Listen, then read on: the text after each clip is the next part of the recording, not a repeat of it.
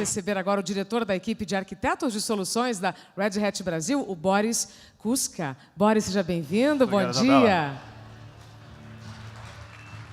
Boris primeiro vai fazer uma apresentação e depois traremos os nossos painelistas, certo? É isso mesmo. Combinado. Obrigado, pessoal, pela presença de vocês todos aqui dentro. É uma honra. É o 5º ano que eu trabalho aqui na Red Hat e cada ano a gente vê mais pessoas participando. Então, muito bem-vindos, obrigado. A ideia aqui nessa apresentação é só dar uma breve introdução antes do nosso painel, que a gente vai falar exatamente sobre isso. Painel de clientes, como as empresas estão se preparando para a transformação digital. Tá? Aqui, então... Opa! Não está funcionando.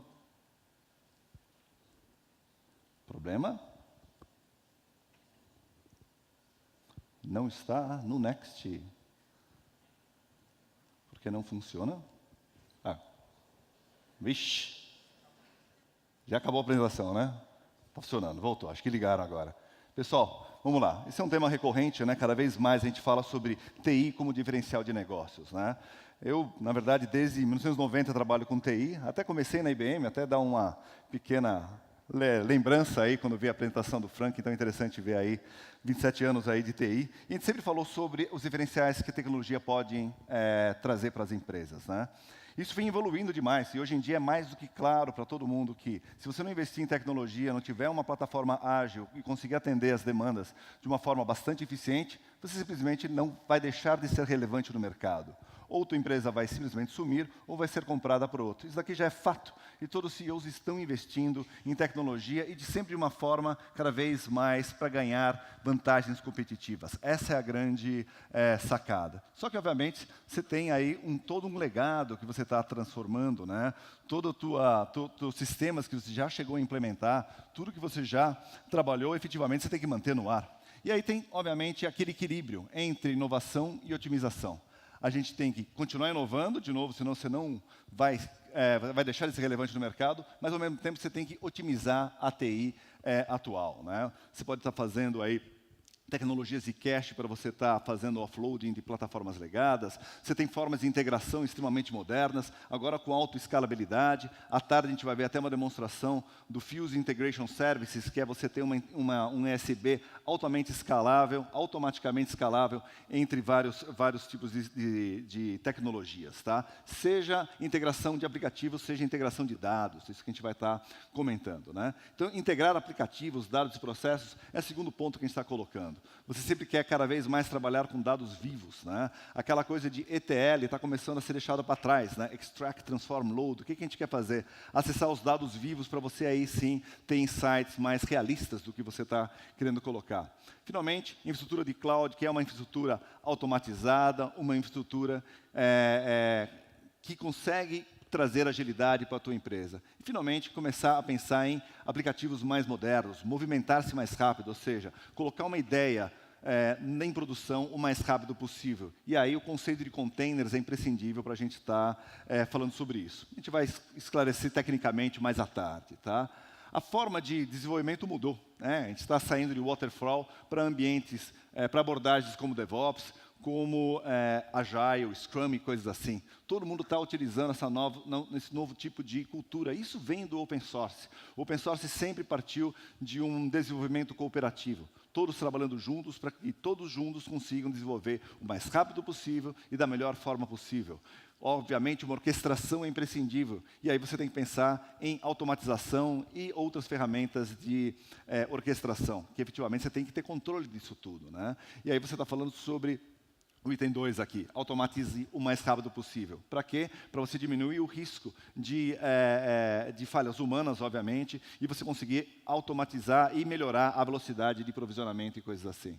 Finalmente, obter a plataforma certa. Por que eu estou falando isso? Cloud Computing, seja a nuvem privada, seja a nuvem pública, ou a nuvem híbrida, que é que a gente enxerga como vai ser o futuro em breve. Né? Vocês viram a apresentação do Chris, está falando até de multi-clouds. Ele usa várias nuvens públicas, todas elas com uma função específica para você estar endereçando o teu ponto.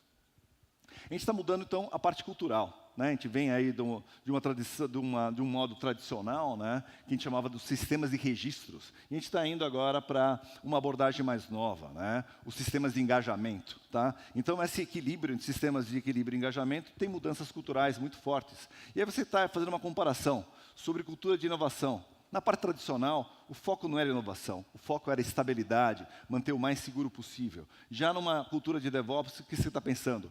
Quero inovar o mais rápido possível. Eu quero criar novos serviços, eu quero ser diferente no mercado. Eu quero ter novas oportunidades de negócio, novos business models estão chegando no mercado. E inovação é imprescindível para isso. Em seguida, estou falando sobre agilidade, tempo de valorização, ou seja, o ROI que você tem quando você coloca um novo projeto, ciclo de vida e desenvolvimento cada vez mais rápido, eu quero colocar novas funcionalidades cada vez mais rápido. Existe uma pesquisa da Puppet Labs que compara uma empresa tradicional contra uma outra baseada em DevOps, onde você tem uma proporção de 50 até 200 vezes de mais implementações em produção. Então, você começa a pensar, poxa, 50 a 200 vezes, você está falando aí de 2 ordens de grandeza. Então, você está começando a comparar esses gigantes que já estão pensando nesse novo modo de cultura com a cultura tradicional. Todo mundo precisa reagir, e eu vejo que todos vocês estão reagindo, que a gente vai ver no painel daqui a pouco. Né? As empresas tradicionais, empresas novas, estão criando ambientes ágeis para você conseguir pegar e implementar essa nova cultura, né? Que é essa abordagem aí de DevOps. Finalmente, o último ponto é o risco.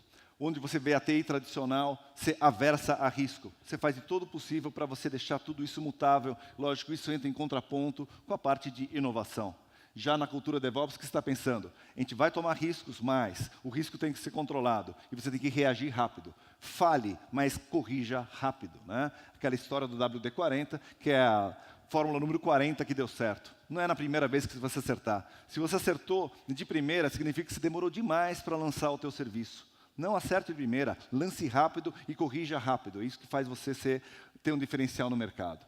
E aí a cultura DevOps, obviamente, fala muito sobre colaboração e abertura, usa automatização em todos os sentidos, tá? Tanto do provisionamento como a parte da integração entre todas as plataformas. Plataforma dinâmica, programável. Você está falando sobre o Data Center as a Service, né? Storage as a Service, Network as a Service, tudo programável. Cada vez mais a gente começa a colocar inteligência de software em hardware. Começar a usar appliances padrão, onde o software vai fazer o diferencial e transformá-lo no que você precisa que ele esteja endereçando. Finalmente, processos interativos. A parte processual é imprescindível. Você não pode implementar uma cultura como DevOps se você não revisar os seus processos. De novo, aquela tríade famosa, né? Pessoas, ferramentas e processos. Se um dos três não estiver equilibrado, você não consegue alavancar o que você quer. Finalmente, aí é uma pesquisa da 451. Ele está começando a falar sobre, primeiro, a interação com os clientes está mudando. Cada vez mais você está interagindo com o cliente via o mobile. Cada vez mais você começa a criar novos aplicativos. E a barra é alta, né? Vocês vão comparar o teu aplicativo da tua empresa com o Facebook, com Salesforce.com, coisas que já estão com uma sofisticação muito alta. Você tem que chegar nesse nível. E esse tipo de interação acaba trazendo novas culturas para dentro da empresa mesmo. E processos mudam até pela forma como você interage com os clientes. Tá? Então, você tem esse ciclo de alimentação. Os clientes interagindo de uma forma diferente, alterando a forma como você trabalha dentro da tua empresa e, finalmente, a colaboração sendo o principal e fundamental para que você consiga implementar as coisas de uma maneira mais eficiente. Aí, alguns pontos dos benefícios dos processos empresariais. Tá? Melhoria da orquestração, aqui falo dos 2 sistemas, tá? Tanto os sistemas de engajamento como de registros, todos eles integrados.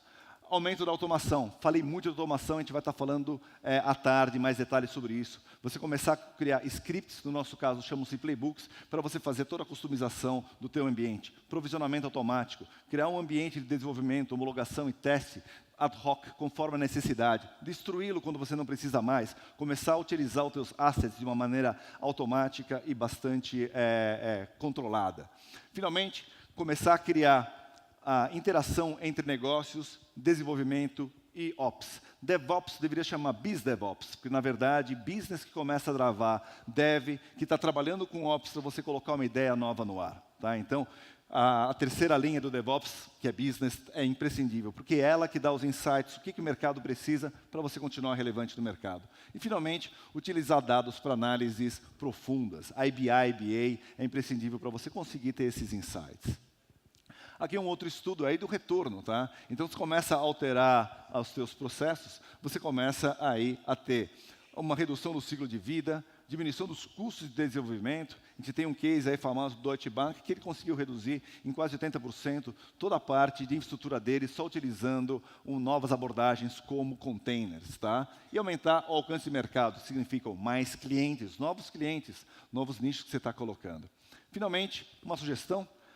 Adapte sua arquitetura, ou seja, você tem que revigorar o que você já tem, melhorar a colaboração interna, colaboração é chave, open source tem essa filosofia, é por isso que a gente está aqui. E, finalmente, promover a adoção, a parte cultural. Todo mundo tem que comprar a ideia de novas infraestruturas, de novas formas de trabalho, como você está colocando. A gente quer automatizar tudo, como falei, orquestração, o provisionamento, a configuração, relatórios de conformidade, obviamente, a parte de mitigação de riscos é imprescindível para você estar conseguindo implementar tudo isso daqui. E aí você tem softwares que usam essa inteligência, consegue detectar qualquer drift. Drift é quando você tem um desvio da configuração e ele corrige. É assim que a gente tem que fazer isso tudo funcionar. Criar profiles, esses profiles têm que ser respeitados e colocá-los. Precisa de um profile novo, processos novos que criam outros profiles para atender todo mundo. Ninguém quer engessar ninguém, mas você precisa ter um controle do que está colocando. Todo mundo quer que o teu desenvolvedor utilize a tecnologia que ele achar mais adequada. Você quer usar Node.js, você quer usar Angular, você quer usar PHP, Python, até .NET, você pode utilizar, mas com controle e sempre com segurança. Né? Finalmente, todo o processo é cíclico. Né? Você efetivamente projeta, constrói, opera, administra e adapte numa retroalimentação. Foi o que eu falei. Lance rápido, verifique seus erros e corrija-os rápido.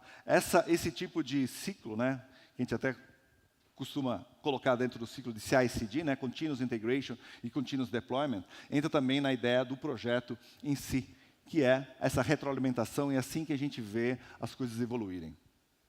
Efetivamente, você pode modernizar os aplicativos. Existem várias abordagens para fazer isso. Desde você fazer um rehosting, ou seja, você simplesmente pega suas aplicações e coloca em cima de uma arquitetura mais nova, até o que a gente chama de reshaping, que é você começar a colocar interfaces novas e novas formas de integração, até finalmente o refactoring, que é você reescrever a tua aplicação já utilizando uma filosofia de microserviços e aí possibilitando o que a gente chama de escalabilidade horizontal, que tem grandes vantagens, né? Desde a forma de desenvolvimento multidisciplinar até você conseguir fazer o transbordo do data center.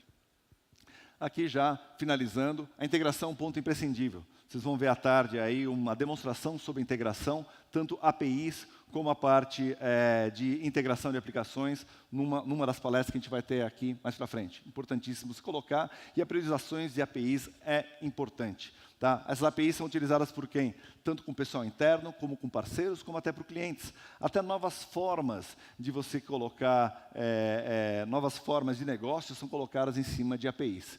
Containers é imprescindível para você conseguir utilizar essa nova tecnologia. E, finalmente, integração distribuída. Queremos tudo isso integrado e que essa integração seja autoescalável para você conseguir ter o retorno dentro dele. Finalmente, automatize o quanto possível. Queremos diminuir erros humanos e começar a utilizar a inteligência humana para criar processos novos e simplesmente não fazer tarefas repetitivas. Tarefas repetitivas mata uma empresa. Mata tanto o trabalhador, que fica fazendo coisas repetitivas, isso no mínimo é chato, né? Mas aumenta o risco. Né? Você fazendo sempre a mesma coisa, se uma vez você falhar, você pode colocar tudo isso em risco. Né?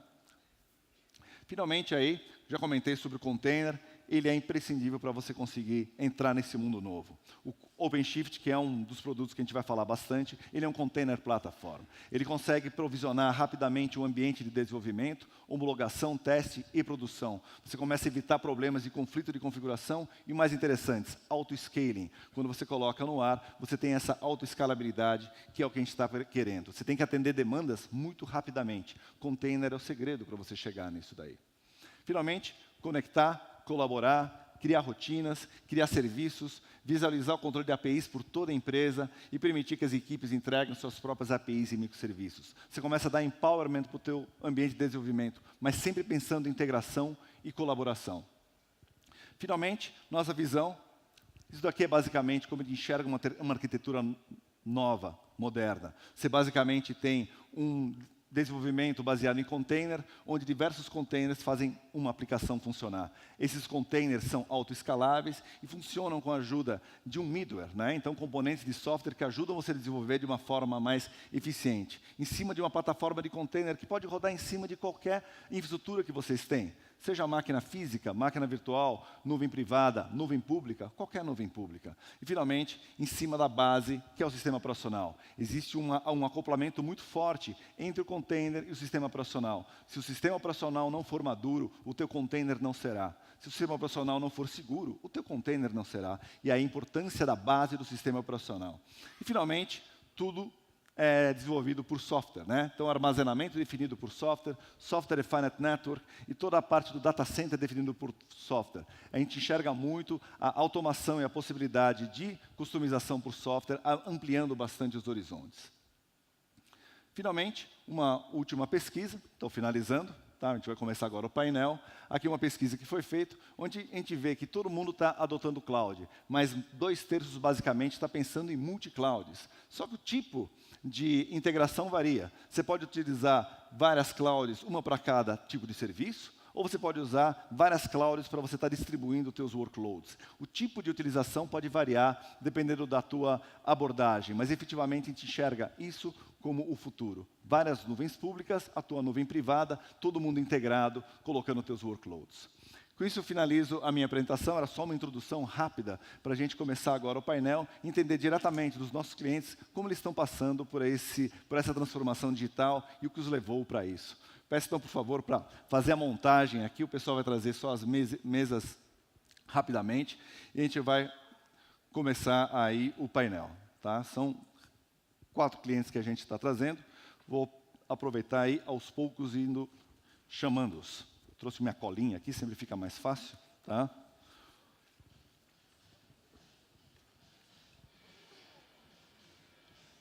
Excelente. O primeiro que eu vou chamar aqui é o Cristiano Barbieri. Vocês já viram a apresentação dele, CIO da Sul América. Muito agradecido. Agradeço demais a sua presença.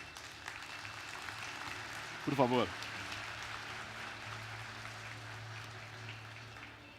Segundo que eu chamo, Juliana Garoni Jordão, líder de tecnologia da Estônia. Obrigado, Júlia. Muito obrigado por ter vindo. Estônia é uma empresa extremamente nova, ela já está engajada, já está nesse contexto de transformação digital. Então, a gente está colocando desde empresas bem tradicionais até empresas bem inovadoras. Chamo agora Roberval Ribeiro, gerente de arquitetura de Cloud Itaú. Muito obrigado. Obrigado mesmo. Até para explicar para vocês, o André Franklin, que vinha participar, teve um problema pessoal bastante sério.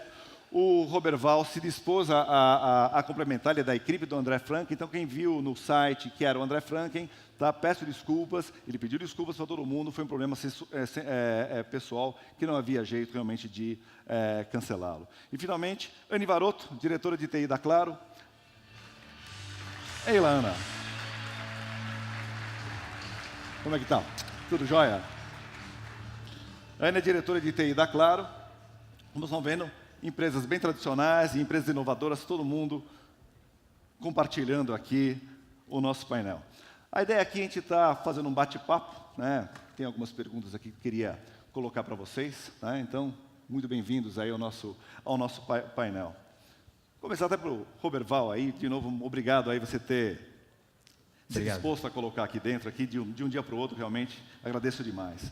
Começar a falar um negócio que está muito em voga, né? Essas startups, as fintechs que estão aparecendo aí no mercado, né? Falou-se demais delas, né? Efetivamente, a vinda das fintechs preocupa o Itaú? Foi algo que influenciou a aposta na transformação digital? Como é que você colocaria essa influência? Bom dia, gente. Obrigado pelo convite. Estou representando aqui André Franklin, espero representá-lo da melhor forma possível. Bom, acho que a fintech, ela traz sempre grandes inovações para o mercado, né? Acho que vale trazer um pouquinho do histórico do que acontece com tecnologia no mundo, né? Há cerca de 20 anos, a internet estava começando, e eu lembro que na época que estava começando a internet, ninguém entendia direito. Lá por 96, 97, eu lembro que um executivo da Coca-Cola recebeu uma proposta de que você gostaria de registrar coca-cola.com, e ele não entendia. né? Depois, nas segundas ondas que vieram mobile, e a gente hoje está trabalhando com cloud, todas essas empresas fizeram pequenas transformações. Então, Coca-Cola aprendeu a trabalhar com o site dela. O banco começou a trabalhar com o Internet Banking também. O banco aprendeu também a trabalhar com aplicativos mobiles, né? Então, assim, essa capacidade das empresas saberem trabalhar com novas tecnologias e entenderem onde estão as oportunidades é muito importante. Uma das iniciativas que o Itaú tem é o Cubo, né? O Cubo ele tenta trazer essas pessoas com grandes ideias e grandes iniciativas e tenta consolidá-las e trazê-las para um lugar que seja seguro e tenha grandes investidores olhando para isso. Então, o banco, sim, olha para as fintechs, acha que são grandes players também, mas acha que tem grandes oportunidades de trabalharem juntos também. Excelente. Existe uma simbiose, então, entre as fintechs e as grandes corporações. Com certeza. Pegando até carona nisso daqui, deixa eu fazer uma pergunta para o Cristiano, bem nessa mesma linha, né? Do mesmo jeito que tem as fintechs, tem as insurtechs, que a gente até já conversou a respeito. Né? Essas insurtechs, né? As fintechs das seguradoras, preocupa a Sul-América? Analogamente aí a pergunta que eu fiz para o Itaú. É alguma coisa que incentivou-os a entrar nessa transformação digital? Eu acho que a gente está, talvez, numa maior transformação da nossa história. A gente tem uma tremenda oportunidade de transformar o nosso negócio, né? Eu acho que as seguradoras, os bancos não vão sumir por causa das startups, mas que eles têm que pedalar mais rápido, tem que pedalar mais rápido. É né? isso aí. Então, nós, sim, estamos muito focados em entregar uma experiência diferente, focar numa velocidade maior, entregar inovação digital para transformar o nosso negócio, né? As insurtechs ou as fintechs, elas têm menos dinheiro, mais velocidade e elas conseguem, em alguns casos, dominar a experiência do cliente numa velocidade surpreendente. A gente tem que aprender a fazer isso também. Né? Com marca, com histórico, com produto, a gente tem uma vantagem competitiva. Então, que sem dúvida que o nosso negócio tem que pedalar mais rápido, isso já está acontecendo e vai acontecer cada vez mais. Uma vez eu vi até uma piadinha, né, falando que ou as grandes organizações financeiras aprendem a inovar, ou as startups vão aprender a escalar. O que acontecer primeiro é o que vai ficar. E aí, até aproveitando, vou fazer uma pergunta para a Júlia, tá? Já numa empresa mais nova, né, recente, da Stone, meios de pagamento, né? Então, vocês já nasceram dentro dessa filosofia, né, de transformação digital, etc. Né? A experimentação de novas tecnologias é uma das prioridades. Como está sendo o contato com tecnologias open source? Como é que tem sido essa sua jornada aí? Acho que, sem dúvida, é prioridade. A gente, de fato, tem nem 5 anos no mercado, então a gente nasceu nesse mundo de transformação digital. Então, faz parte da nossa rotina e é prioridade que a gente olhe sempre novas tecnologias, no sentido de novas linguagens e frameworks, mas a gente olha muito novos processos e produtos. Então, a gente nasceu muito questionador, acho que é um negócio natural de startup, mas se questionando de como as coisas funcionam, né? Se é de fato a melhor forma, se é como o cliente final, se é como o empreendedor brasileiro gostaria que as coisas funcionassem. Então, falando de tecnologia, a gente tem APIs abertas já de código aberto em Go, e não necessariamente porque é hype, mas porque a gente entende que esse negócio pode melhorar a vida do cliente final. E falando de open source, acho que é uma iniciativa super recente nossa, mas conversa muito com a forma que a gente tem feito as coisas hoje. Então, nos últimos 3 meses, a gente tornou todos os nossos códigos inner source. Então, dentro de casa, hoje, a gente tem grande parte dos produtos em uma arquitetura de plataforma, mas a gente tem o objetivo de abrir para a comunidade grande parte do nosso core. Então, a gente já tem uma API de boleto, que é open source, a gente tem um software específico de maquininha, que a gente quer matar a maquininha, mas enquanto isso não acontece, os desenvolvedores podem, de fato, participar do desenvolvimento, então conversa bastante com a estratégia. Excelente. Então, vocês estão coordenando até comunidades de open source, estão começando a ser um dos catalisadores. Sem dúvida. Ótimo. E a Anne? Oi. Muito bom. Ela é diretora de TI da Claro. Obviamente, você tem um grande legado, né? uma infraestrutura toda instalada, né? Como vocês estão dividindo o investimento agora para otimizar o parque legado e investir nessas novas tecnologias que estão surgindo? Primeiro, quando a gente fala Claro, né, Claro Brasil, Sim. Nós somos agora NET, Claro, Embratel, e alguns outros agregados, como a empresa HITS, que é de serviços Sim. de TI, Antiga Delbrando, a né? empresa de satélite, que é Star One. Então, se tem legado, a gente tem. Muito. Muita coisa. Bastante. E agora, mais ainda, no desafio, no sentido de juntar todos esses legados e entender dentro do nosso plano estratégico, aquilo que faz sentido modernizar, aquilo que faz sentido matar, aquilo que faz sentido unificar com outros sistemas semelhantes, né? Então, você imagina quantos billings a gente tem, quantos CRMs a gente tem. Então, realmente, o desafio é bastante grande, né? O planejamento nosso de TI, isso falando só TI, né? É bastante grande. E no mercado atual, com as dificuldades econômicas que a gente vem vivendo, com as startups aí sendo, de alguma forma, não só as fintechs, as insurtechs, né? Sendo também, de alguma forma, ameaça para o negócio nosso no mundo de telecom, a gente começa a discutir muito isso dentro de casa. Então, eu não posso transformar tudo, eu não posso modernizar tudo, então a gente tem que equilibrar, né? Aquilo que faz mais sentido para o negócio, o que está mais crítico para o negócio, aquilo que vai doer muito se a gente não fizer alguma coisa. Então, o ataque começa aí, né? E respeitando, claro, o orçamento da empresa, que todo ano, né, a gente sempre tem o desafio de ser mais barato, né, a receita também para o cliente custar menos para o cliente, então tudo isso entra numa balança aí bastante complexa de manter. Até pegando o gancho nisso que você está falando, né? Redução de custos, vendo uma forma mais eficiente de usar os assets, né? Falei aqui na minha apresentação muito sobre Software Defined Data Center, né? Então, Software Defined Network, Software Defined Storage, acho que são as duas frentes principais que a gente está vendo, né? Isso é uma abordagem que aumenta a flexibilidade e mantém os custos, né? Acho que mais ou menos na linha que você está colocando. Como está sendo a adoção desse tipo de abordagem pela Claro Brasil? A otimização e modernização não é só desse sistema, né? É na parte de baixo também.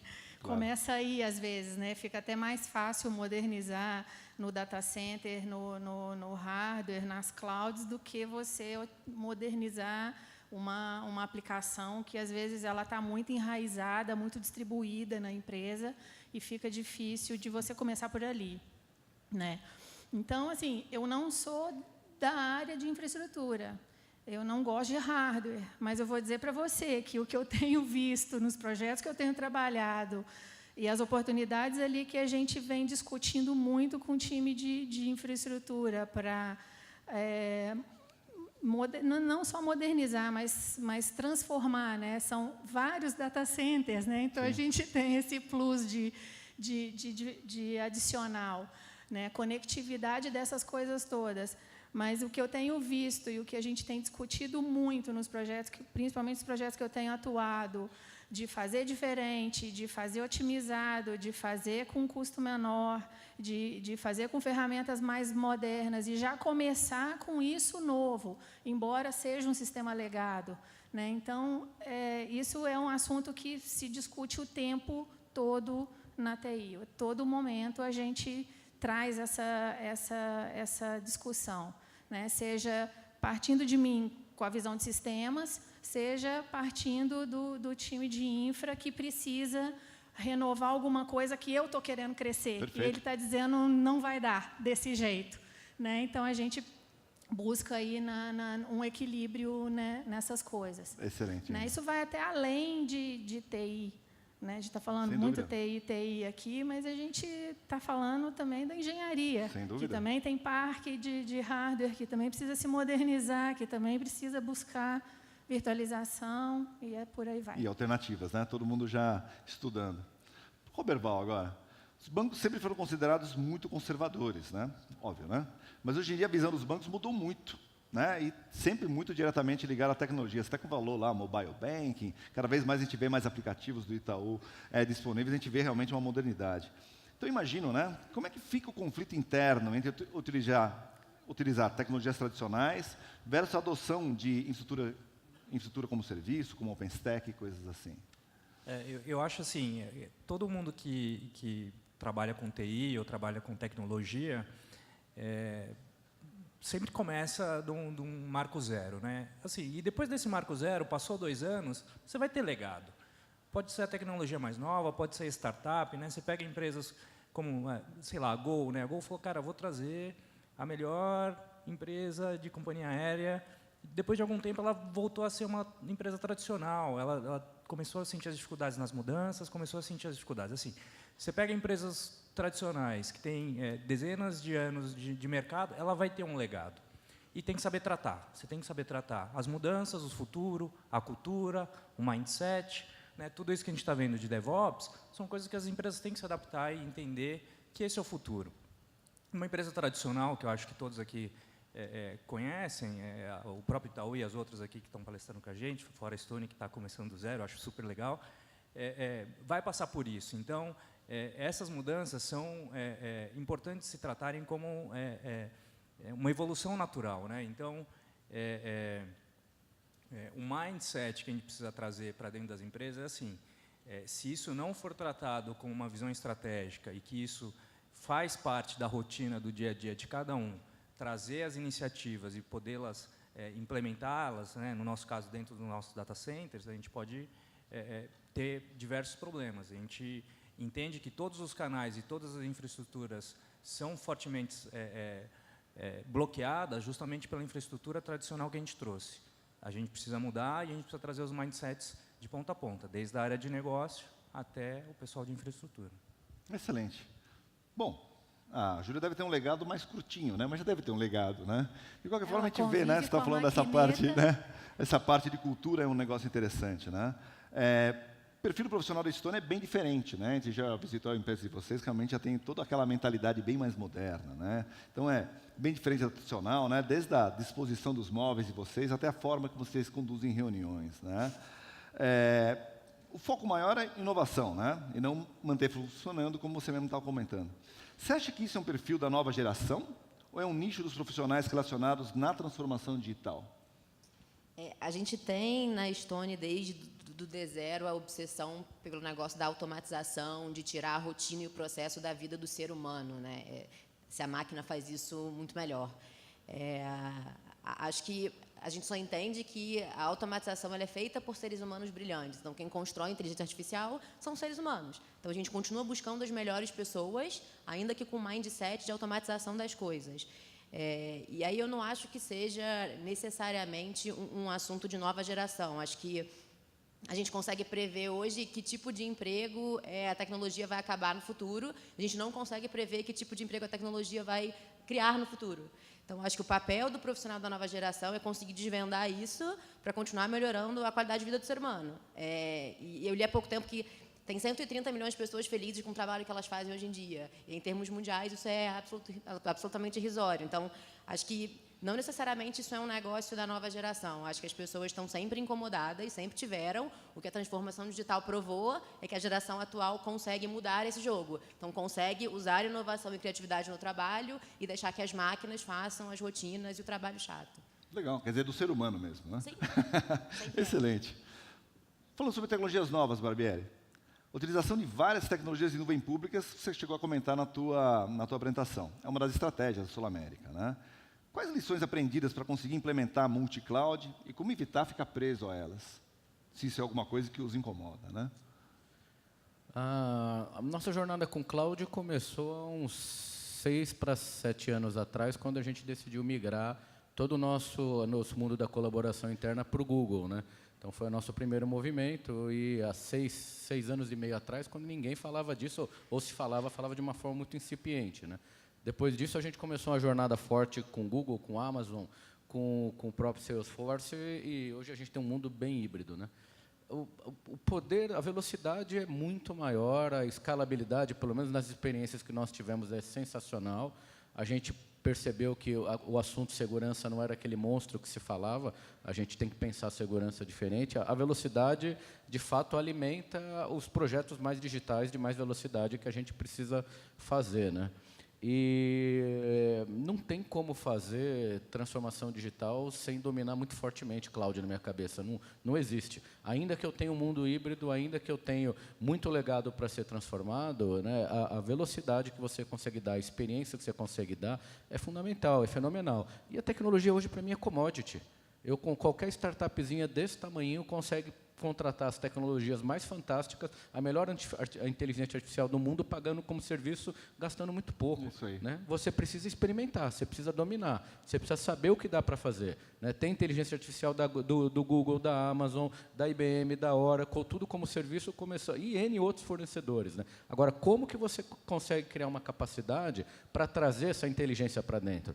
Eu tive com um headhunter amigo meu a semana passada, que ele está buscando para uma seguradora chinesa chamada Pyongyang, que é uma seguradora monstruosa, mas muito inovadora. Ele está buscando no mundo um Chief Artificial Intelligence Officer. A gente não conseguiu ainda nem montar o Chief Data Officer dentro das empresas. O cara já está buscando o cara de inteligência artificial. O que esse cara enxergou que a gente não enxergou ainda? Né? Então, esse tipo de desafio é o que a gente precisa fazer. A tecnologia está aí, é commodity, paga-se pouco, gasta-se mais quando escala. Né? Agora, precisa ter uma capacidade constante de experimentação. Precisa ter, de fato, uma arquitetura muito forte. Senão vira uma mega torre de Babel. Você vai usar container aonde? Eu vou integrar o que está dentro de casa com o que está fora de casa, de qual forma? Né? Como que a gente mantém tudo isso seguro? Né? Então, o papel da arquitetura virou muito relevante. A escalabilidade é fundamental. Agora, a tecnologia hoje é commodity. Você consegue comprar de pelo menos 10 fornecedores, quase mais ou menos a mesma capacidade de processamento. Entendeu? Perfeito. E eu tenho até complementando, né, para mim, legado é tudo que roda. O OpenShift, para mim, já virou legado. Sem dúvida. Né? O que eu tenho em Google já virou legado. Né? Rodou, implantou mês passado, já virou legado. Né? Alguns Próximo são mais... ano, você já vai ter teus fornecedores aí querendo renovar o teu legado. Também vai ter. Então, novo legado. O desafio constante disso é você estar sempre dominando e experimentando essas tecnologias, entendeu? Até emendando, né? Sobre o legado mais antigo, então. O que você pretende fazer? Vocês têm feito muitos estudos, eu sei, de todas as aplicações que já têm instaladas lá. Você pretende mantê-las, reescrevê-las, migrá-las, um pouco de cada? Qual a estratégia? Olha só, eu acho que o meu problema tem dois grandes focos. Um primeiro problema é comportamento. Né? Então, mesmo nos legados mais antigos, se eu consigo mudar comportamento, eu aumento a velocidade. O segundo é plataforma. Inegavelmente, quando eu tenho container, plataforma de APIs e todo esse mundo novo, por exemplo, com o OpenShift, eu consigo uma velocidade muito maior. Agora, nenhuma empresa no Brasil, nem no mundo, nem o Itaú, nem a Sul América tem dinheiro para trocar tudo. Nem capacidade. Eu não tenho dinheiro e eu não tenho capacidade para trocar tudo. O que a gente tem feito é um estudo muito profundo aonde faz sentido eu me diferenciar. Onde vale a pena. Né? Aonde vale a pena. Aonde eu consigo entregar valor para o cliente. E é lá que eu vou investir. Não dá para trocar tudo. Eu ainda tenho o sistema rodando no mainframe. Né? Eu não tenho capacidade nem financeira nem de execução para trocar tudo em 5 anos.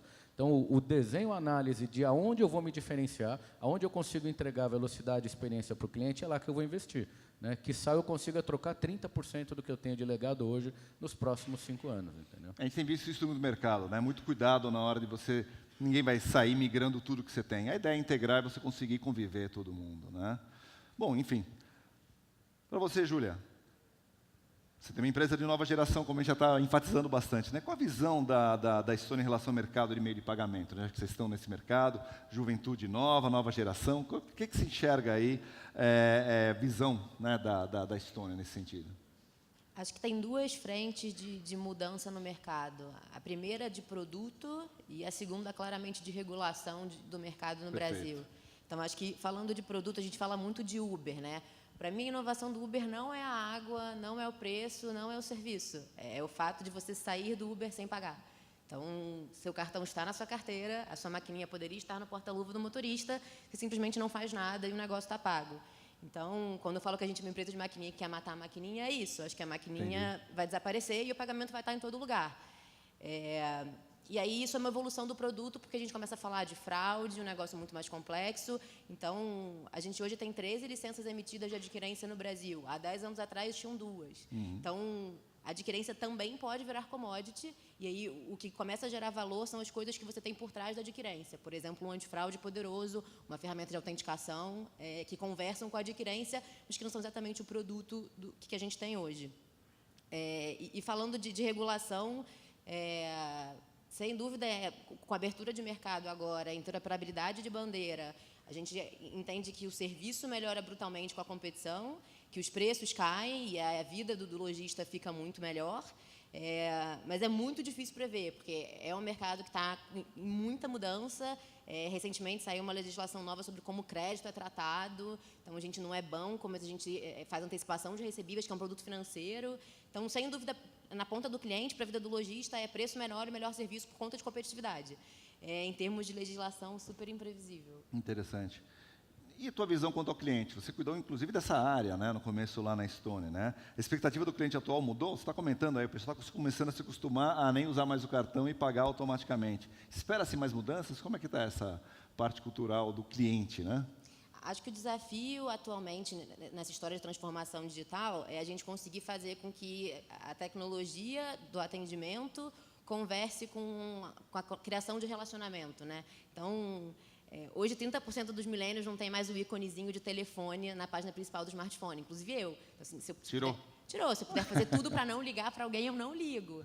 Então, a gente entendeu lá no time de relacionamento com o cliente que a primeira coisa que agrada e que cria relacionamento é a eficiência. Sem dúvida, a empatia, cara, é o valor da nova geração, é o negócio que mais tem valor no futuro. E aí o desafio é como é que você faz com que a tecnologia seja eficiente enquanto você cria empatia. Então, a gente tinha uma tese lá de que, quando você olhava os números dos chamados, né, tanto de venda quanto de pós-venda, a gente tinha, sei lá, 40% das coisas com dúvidas, e aí o cliente ligava com dúvidas, isso não fazia muito sentido para a gente. Então, a gente entendeu que tinha que ter uma geração de conteúdo para ele consumir de maneira digital e automática. Metade dos chamados quase eram solicitações. Então, não tem por que hoje não ter autosserviço. Cara, seja na própria maquininha, seja no celular do cara. Hoje em dia o pessoal até prefere, né? Exato, você faz tudo para não ligar. E aí, de 5% a 10% era de fato o que são os problemas. E aí, a gente consegue conviver com 5% a 10% dos chamados e é onde você cria relacionamento. Então, acho que a questão de confiança do cliente com uma marca ainda é um assunto de ser humano. Então, a tecnologia ajuda no assunto da eficiência e o relacionamento fica com os 10% Perfeito. de coisas quando ele realmente nunca precisa vai ser de alguém. 100%, né? Exato. Excelente. Roberval, sobre essas mudanças que têm acontecido, né? Vocês estão mudando bastante a forma de trabalho, né? Antigamente tinha um modelo tradicional, hierarquizado, agora tem um modelo baseado em comunidades de squads, né? Você está vendo que benefício essa nova cultura trará para o banco e como as pessoas estão lidando com também a mudança? Quer dizer, tem relacionamento com a pergunta anterior até, né? Eu vejo que isso é uma tendência também, acho que o pessoal da Sul América está fazendo também, tirar os grandes silos que existem, as grandes barreiras entre comunicações, entre diversas áreas e transformá-las em squads de algumas pessoas e o agrupamento dos squads chamado de comunidades. E cada comunidade tem uma missão e um desafio para resolver dentro dos problemas e situações dentro do banco, né? As principais vantagens ali são, né, os conceitos do agile básico, né? A gente conseguir trabalhar com time multidisciplinar, trabalhar com uma lista única, trabalhar com times estáveis. Então, isso traz grandes benefícios. A missão fica clara para todo mundo numa visão cross de função. Então, minha função sempre complementa alguém da minha comunidade, alguém do meu squad. Os objetivos ficam claros também, porque está todo mundo resolvendo o mesmo problema, cada um tentando resolver o que é mais fácil dentro do seu skill, né? Então, se você não consegue, provavelmente alguém muito próximo de você consegue resolver esse problema e está resolvendo junto com você e não está passando a bola nem quadrada nem redonda, não tem bola passada. A bola é a mesma e a bola é de todo mundo. Então, o que a gente tem feito são grandes transformações nessas áreas, né? As horizontais fortes ainda existem. Então, os times ainda existem, time de arquitetura, engenharia, operação. Os nossos squads ali que a gente tem trabalhado tem bastante foco em cloud. Né, a gente ainda é dono de data center, então a gente tem que cuidar do data center da melhor forma possível, trazendo novas tecnologias e novas ferramentas que tragam os conceitos de DevOps, continuamos com o conceito de segurança. Então, os investimentos são, a gente consegue tirar a fricção do que a gente tem hoje dos desenvolvedores para conseguir ter um melhor time to market para as nossas áreas de negócio. Né? Então, trabalhando em comunidade, sim, e a gente acredita muito que esse modelo é um modelo muito mais colaborativo do que o anterior. Espetacular. E o open source? Você ainda vê muita resistência de utilização de open source por dentro do banco? Open source, hoje eu digo que não. Hoje eu digo que é mais uma ferramenta que a gente coloca na prateleira. Sim, com certeza, empresas mais tradicionais sempre foram muito críticas com o open source. Né? Eu acho que a maturidade que o open source traz hoje não dá nem para discutir se deve, se não utilizar. Com certeza devemos todos utilizar. Eu acho que a questão é como a gente consegue fazer uma transição, né? Então, assim, quem são os nossos parceiros? Quem que a gente pode se apoiar quando a gente precisar de alguma ajuda? Em quem que a gente pode contactar em um eventual suporte, caso a gente precise de algum treinamento ou precise de uma ferramenta um pouquinho mais avançada. E, obviamente, quem são os melhores parceiros para dar algum suporte de nível mais crítico, aplicação de patches ou olhar alguma coisa um pouquinho mais profunda, como um bug de segurança crítico mundial ou alguma outra coisa assim. Às vezes, as equipes internas não têm esse skill tão profundo em determinados produtos. Então, obviamente, a gente, usando uma ferramenta open source e achando os parceiros ideais, a gente consegue trabalhar os dois mundos. Perfeito. Conte conosco para isso.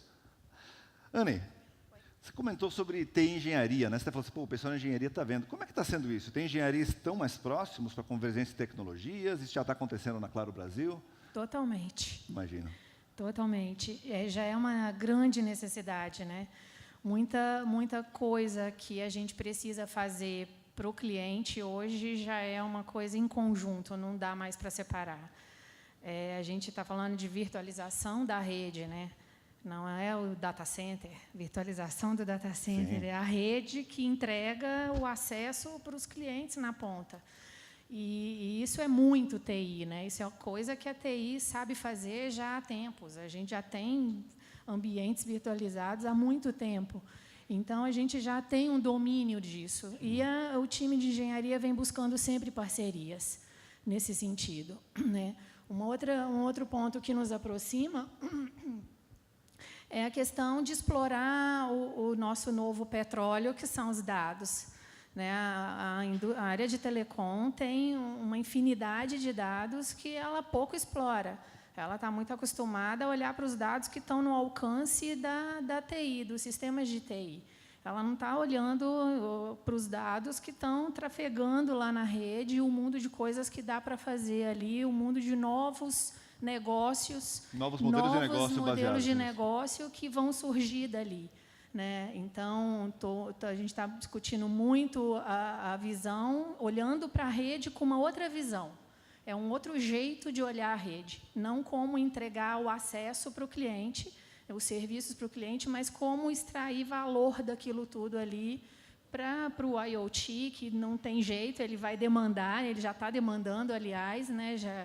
Já está necessitando dessas coisas, a gente já tem projetos que a gente está demorando um pouco mais para evoluir, porque a gente está esbarrando em algumas dificuldades de telecomunicação mesmo, ali, de engenharia.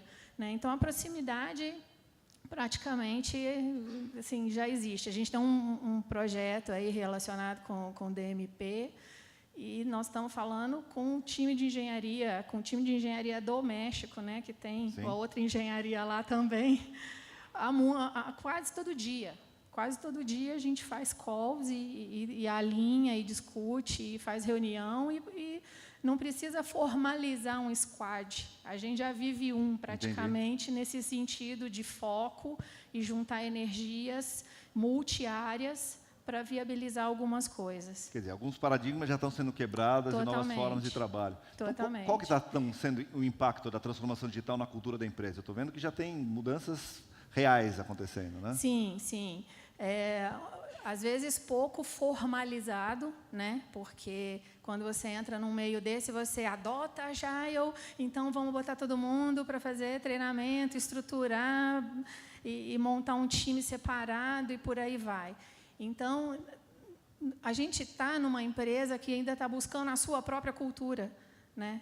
A gente tinha 4 culturas completamente diferentes. Então, o primeiro passo aí nesses 2 anos de unificação, de fusão, foi buscar uma identidade.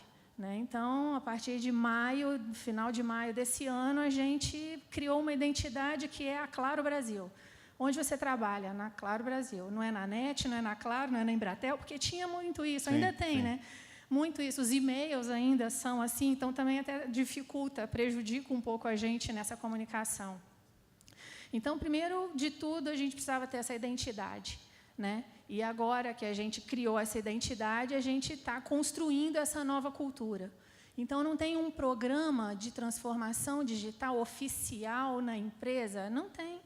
Mas isso está acontecendo em todas as áreas, um pouquinho em cada área, né? Então, já meio que a cultura do time querendo fazer as coisas acontecerem e um pouco presos na fusão, as porteiras estão se abrindo, assim, sabe? Perfeito. O pessoal tá um pouco ansioso, até alguns mais, outros menos, né? Muita gente desesperada, vamos fazer, vai acontecer, vai dar certo, não sei o quê, já quer resolver para amanhã, e outras áreas um pouco menos, mas isso está acontecendo já na empresa de todo modo, né? Em breve aí vocês vão sentir algumas mudanças e algumas novidades que vão aí fatalmente acontecendo ao longo do final desse ano e o ano que vem. Excelente. Pessoal, com isso a gente finaliza o nosso painel. Queria agradecer demais, extremamente enriquecedor aí as informações que vocês passaram. Por favor, uma salva de palmas para Lani Varoto, Roberval Ribeiro, Júlia Garone e Cristiano Barbieri. Obrigado mesmo.